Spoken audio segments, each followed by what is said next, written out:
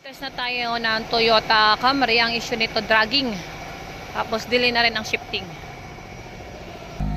Yung dahilan ng pagkaroon ng dragging niya, yung spider gear niya hindi na naikot. At nasunog na rin yung mga clutch lining niya. Dahil na sobrang na-force, nag-stack up na yung spider gear niya eh. Wala sa yung work order natin. Wala dito yung dragging third gear niya.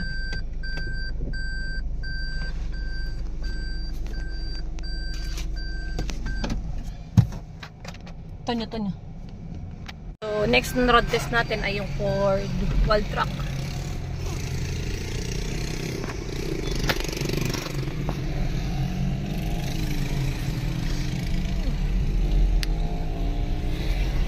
Dito, makikita natin. Oras natin ngayon ay 6:56. Monday ngayon, no?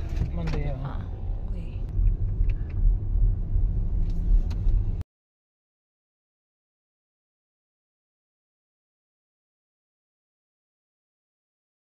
So, i-check natin kung complete ba ang shifting.